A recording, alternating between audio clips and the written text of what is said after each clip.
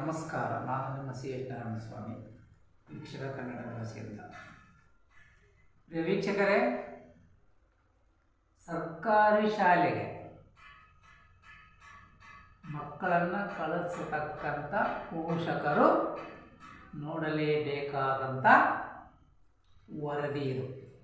ಅದರಲ್ಲಿನೂ primary ಶಾಲೆಗೆ ಕಳಿಸ್ತಕ್ಕಂಥ ಮಕ್ಕಳ ತಂದೆ ತಾಯಿಗಳು ನೋಡಲೇಬೇಕಿದನ್ನು. ಮತ್ತು ಆ ಶಾಲೆಗಳಲ್ಲಿ ಹೋಗಿ ಶಿಕ್ಷಕರನ್ನು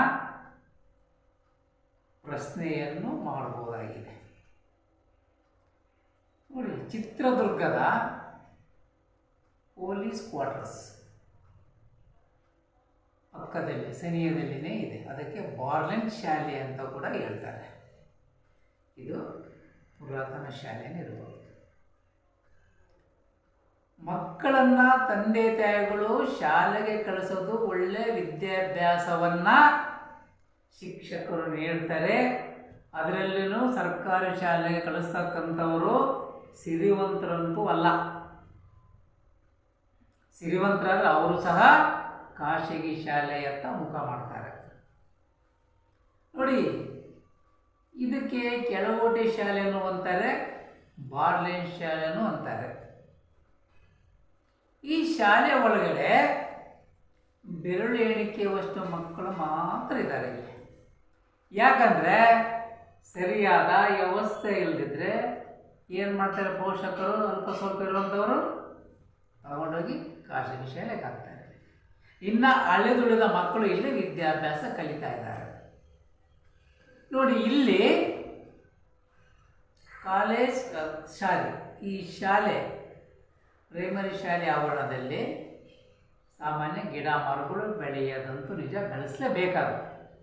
ಮಕ್ಕಳಿಗೆ ಗಾಳಿ ನೆರಳಿಗೋಸ್ಕರ ಬೆಳೆಸ್ತಾರೆ. ಈ ಶಾಲೆಯ ಆವರಣ ಭಾಳ ದೊಡ್ಡದಿದೆ. ಹಿಂದ್ಯಾಲೆ ಈ ಶಾಲೆಯ ಬಗ್ಗೆ ವರದಿ ಮಾಡಿದ್ದೆ. ಈ ಶಾಲೆಯ ಕೊಠಡಿಗಳು ದುರಸ್ತಿ ಯಾವಾಗ ಅಂತೇಳಿ. ಅದು ಯಾವಾಗಾಗುತ್ತೋ ಗೊತ್ತಿಲ್ಲ. ಈಗ ಸದ್ಯಕ್ಕೆ ಶಿಕ್ಷಕರು ಮಕ್ಕಳನ್ನು ಯಾವ ರೀತಿ ದುರುಪಯೋಗ ಮಾಡ್ಕೊಂತಾರೆ ಅನ್ನೋದನ್ನು ನಿಮ್ಮ ಮುಂದೆ ನಾನು ಇಡ್ತಾ ಇದ್ದೀನಿ. ನೋಡಿ, ಮಕ್ಕಳ ಕೈಗೆ ಪರಕೆ ಕೊಟ್ಬಿಟ್ಟು ಶಿಕ್ಷಕರು ಕಸ ಗುಡ್ಸಕ್ಕೆ ಹಚ್ಚಿದ್ದಾರೆ. ಕಸ ಗುಡಿಸಿದ್ದಲ್ದಲೇ ಅವರು ಆ ಕಸವನ್ನು ಬಾಣಲಿಯಲ್ಲಿ ಇನ್ನೊಂದು ಯಾವುದನ್ನು ಬೇರೆ ವಸ್ತುವಿನಲ್ಲಿ ಕೈಯಿಂದ ತೆಗೆದು ಹಾಕಬೇಕಾಗಿದೆ. ಅದು ಬರೀ ಕೈ, ಅವರಿಗೆ ಗ್ಲೌಸು ಇಲ್ಲ, ಏನೂ ಇಲ್ಲ. ಅಲ್ಲಿ ಏನಾದರೂ ಗಾಜೆ ಇರ್ಬೋದು, ಮೊನಚಾದ ವಸ್ತುನೇ ಇರ್ಬೋದು, ಕೈಗೆ ಚುಚ್ಚಿದ್ರೆ ಆ ಮಕ್ಕಳಿಗೆ ಜವಾಬ್ದಾರಿ ಯಾರು ಅನ್ನೋದು ಈ ಶಿಕ್ಷಕರಿಗೆ ಗಮನಕ್ಕೆ ಬಂದಿಲ್ವೇ? ಇವರು ಮಕ್ಕಳು ಸಹ ಅದೇ ರೀತಿ ಯಾರನ್ನ ಶಾಲೆಯಲ್ಲಿ ಕಸ ಗುಡಿಸಿದ್ರೆ ಇವ್ರಿಗೆ ಮನಸ್ಸಿಗೆ ಎಷ್ಟು ನೋವಾಗಬಹುದು, ಸುಮ್ಕೆ ಇರ್ತಾರ? ಈ ಮಕ್ಕಳನ್ನ ಎಷ್ಟು ಮಟ್ಟಿಗೆ ದುರುಪಯೋಗ ಮಾಡ್ಕೊಂತಿದ್ದಾರೆ.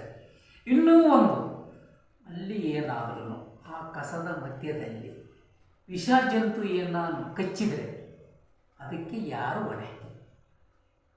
ಏನು ಇವರೇನು ಆಸ್ಪತ್ರೆ ತಮ್ಮ ಶಾಲೆ ಒಳಗಡೆ ಡಾಕ್ಟ್ರನ್ನ ನರ್ಸನ್ನು ಇಟ್ಕೊಂಡಿದ್ದೀರಾ ಫಸ್ಟ್ ಏಡ್ ಮಾಡಲಿಕ್ಕೆ? ಆ ಶಾಲೆ ನಡೀತಿರೋದೇ ಕಷ್ಟ ಇದೆ. ಒಂದು ವೇಳೆ ಕಸ ಗುಡಿಸ್ಬೇಕು, ಗಲೀಜಾಗಿದೆ ಆವರಣ ನನಗಿದ್ರೆ ಶಿಕ್ಷಕರು ಯಾಕೆ ಕಸ ಗುಡಿಸೋದ ಕೆಲಸ ಮಾಡಬಾರ್ದು? ಸಂಬಳ ತಗೊಳ್ತಿರೋದು ಮಕ್ಕಳ ಶಿಕ್ಷಕರ. ಆ ಶಿಕ್ಷಕಿಗೆ ನಾನು ಪ್ರಶ್ನೆ ಮಾಡಿದರೆ ಏನಂತಾರೆ, ಸರ್ ಇದು ಒಂದು ಕಲೆ, ಕಸ ಗುಡಿಸೋದು ಒಂದು ಕಲೆ ಅಂತೆ. ಆ ಹುಡುಗನಿಗೆ ಏನಾಗಿ ಸತ್ತಾಗ ಅದು ಕೊಲೆ ಆಗುತ್ತೆ ಅನ್ನೋದು ಅವ್ರಿಗೆ ಅರಿವಿಲ್ವಾ? ಗೊತ್ತಾಗಲ್ಲ ಅವ್ರಿಗೆ. ಅವರು ಟೀಚರ್ ಹೆಸರು ಲಕ್ಷ್ಮೀ ದೇವಿ ಅಂತೆ. ಅವರು ಹೇಳೋದು ಇದು ಒಂದು ಕಲೆ, ಕಸ ಗುಡಿಸೋದು ಇದು ಒಂದು ಕಲೆ ಅಂತೆ. ಆ ಹುಡುಗನಿಗೆ ಏನಾದ್ರು ಕೊಡಿದಾಗ ಅವಾಗ ಏನು ಮಾಡ್ತಾರೆ, ನಾವು ಹಿಂದೆ ಇರ್ತೀವಿ, 1000 ಮಕ್ಕಳಿಂದ ಇದ್ರೇನು ಬಂತು? ಅನಾಹುತ ಆದಮೇಲೆ ಆ ಜೀವ ಹೋದರೆ ಮತ್ತಿವ್ರ ಕೈಲಿ ತಂದು ಕೊಡೋಕ್ಕಾಗುತ್ತಾ? ಇದೇನಾದರೂ ದುಡ್ಡು ಸಿಗಂತದ? ಇಲ್ವಲ್ಲ. ನೋಡಿ, ಬಡವ್ರ ಮಕ್ಕಳು ಬೇರೆಯವ್ರ ಮಕ್ಕಳನ್ನ ಎಷ್ಟು ಮಟ್ಟಿಗೆ ದುರುಪಯೋಗ ಮಾಡ್ಕೊತಾರೆ. ಈ ಟೀಚರ್ಸ್ಗಳು ಇವ್ರ ಮಕ್ಕಳನ್ನೇ ಕರ್ಕೊಂಬಂದು ಕಸ ಗುಡ್ಸೋಕೆ ಇಕ್ಲಿ ಅಲ್ಲಿ ಶಾಲೆ ಸ್ವಚ್ಛತೆಗೆ ಅದಾಗೋದಿಲ್ಲ, ಬೇರೆಯವ್ರ ಮಕ್ಕಳೇ ಬೇಕಿದೆ. ಇದನ್ನು ಚಿತ್ರದುರ್ಗದ ಕ್ಷೇತ್ರ ಶಿಕ್ಷಣಾಧಿಕಾರಿಗಳು ಆ ಟೀಚರ್ ಮೇಲೆ ಕ್ರಮ ತಗೊಳ್ಬೇಕಾಗಿದೆ. ಯಾಕಂದರೆ ಮಕ್ಕಳಿಗೆ ಒಂದು ಕಲೆ ಅಂತ ಕಸ ಗುಡಿಸೋದು ಅಂತ ಹೇಳ್ತಾರಲ್ಲ, ಆ ಶಿಕ್ಷಕಿ ಮಕ್ಕಳಿಗೆ ಏನಾದ್ರೂ ಸುರಕ್ಷತೆ ಕೊಟ್ಟು ಕಸ ಗುಡ್ಸೋಕೆ ಇಟ್ಟಿದ್ರಾ, ಕೈಗೆ ಗ್ಲೌಸ್ ಗುಡಿಸಿದ್ರಾ, ಏನಾದರೂ ಬೆರಳಿಗೆ ಚುಚ್ಚಿ ಅನಾಹುತ ಆದರೆ ಆ ಮಕ್ಕಳಿಗೆ ಯಾರು ಹೊಣೆ? ಅವರು ಬಡವರ ಮಕ್ಕಳೇ ಇರ್ಬೋದು. ಇವರು ಆ ಮಕ್ಕಳಿಗೆ ಏನಾದ್ರೂ ಶುಶ್ರೂಷೆ ಮಾಡ್ತಾರ ಟೀಚರ್ಗಳು. ಈಗಾಗಲೇ ಕಕ್ಕಸು ತೊಳಸಿದ್ದು ಸಹ ಇಡೀ ಕರ್ನಾಟಕದ ತುಂಬ ಪ್ರಚಾರ ಇದೆ. ಇವರು ಇನ್ನೂ ಏನೇನು ಕೆಲಸ ಮಾಡಿಸ್ಬೋದು. ಒಮ್ಮೆ ಮಾಧ್ಯಮದಲ್ಲಿ ಇವ್ರ ಮುಖಕ್ಕೆ ಉಗುತ್ರೂ ಸಹ ಇವರು ಇನ್ನೂ ಎಚ್ಚೆತ್ಕೊಂಡಿಲ್ಲ ಅಂದರೆ ಕಾನೂನು ಸುವ್ಯವಸ್ಥೆ ಇಷ್ಟರ ಮಟ್ಟಿಗೆ ಹದಗೆಟ್ಟು ಹೋಗಿದೆ ಅಂತೇಳಿ ಕಾಣುತ್ತೆ. ಮಕ್ಕಳ ಜೊತೆಗೆ ಕಸ ಗುಡಿಸ್ಬೇಕಾದ್ರೆ ಅದಕ್ಕೆ ಒಂದು ಕಾರ್ಯಕ್ರಮ ಹಾಕ್ಕೊಳ್ತಾರೆ. ಸ್ವಚ್ಛತಾ ಕಾರ್ಯಕ್ರಮ ಅಂತ ಹಾಕ್ಕೊಂಡು ಹಲವಾರು ಅಧಿಕಾರಿಗಳನ್ನು ಕರೆಸಿಬಿಟ್ಟು ಆ ಕಾರ್ಯಕ್ರಮದಲ್ಲಿ ಎಲ್ಲರೂ ಸಹ ಸೇರಿ ಕಸ ಗುಡಿಸತಕ್ಕಂಥ ಕಾರ್ಯಕ್ರಮ, ಅದು ಸ್ವಚ್ಛತಾ ಕಾರ್ಯಕ್ರಮ. ಈ ರೀತಿಯ ಮಕ್ಕಳನ್ನು ಕಸ ಗುಡಿಸೋಕೆ ಇರೋದು ಯಾವ ನ್ಯಾಯ ಅನ್ನೋದನ್ನು ಪೋಷಕರು ಅದೇ ಬಾರ್ಲೆನ್ ಶಾಲೆಗೆ ಹೋಗಿ ಕೇಳಬೇಕಾಗಿದೆ. ನಮ್ಮ ಮಕ್ಕಳ ಹತ್ರ ಕಸ ಗುಡಿಸೋಕ್ಕೆ ನಿಮಗೇನು ರೈಟ್ಸ್ ಐತೆ ಅಂತ ಕೇಳಲೇಬೇಕು.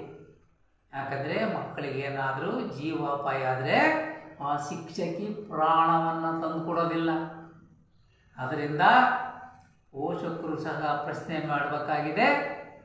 ಮಾನ್ಯ ಕ್ಷೇತ್ರ ಶಿಕ್ಷಣಾಧಿಕಾರಿಗಳು ಹಾಗೂ ಸಾರ್ವಜನಿಕ ಶಿಕ್ಷಣಾಧಿಕಾರಿಗಳು ಸಹ ಅವರ ಬಗ್ಗೆ, ಲಕ್ಷ್ಮೀದೇವಿ ಟೀಚರ್ ಬಗ್ಗೆ ಕ್ರಮ ತಗೊಳ್ಬೇಕಾಗಿದೆ. ಕ್ರಮ ತಗೊಳ್ತಾರೋ ಇಲ್ವನ್ನೋದನ್ನು ಕಾದು ನೋಡಬೇಕಾಗಿದೆ. ಜೈ ಹಿಂದ್, ಜೈ ಕರ್ನಾಟಕ. ಪ್ರಿಯ ವೀಕ್ಷಕರೇ, ನಮ್ಮ ಚಾನಲ್ ನಿಮ್ಗೆ ಇಷ್ಟವಾದಲ್ಲಿ ಸಬ್ಸ್ಕ್ರೈಬ್ ಮಾಡಿ, ಲೈಕ್ ಮಾಡಿ, ಶೇರ್ ಮಾಡಿ. ಪ್ರಿಯ ವೀಕ್ಷಕರೇ, ಯಾರು ಏನೇ ಸಮಸ್ಯೆ ಇದ್ದರೂ ನಮ್ಮ ಆಫೀಸ್ಗೆ ಬಂದುಬಿಟ್ಟು ಅವ್ರ ಸಮಸ್ಯೆಯನ್ನು ಬಗೆಹರಿಸ್ಕೊಳ್ಬೇಕಾಗಿದೆ. ನಮಸ್ಕಾರ.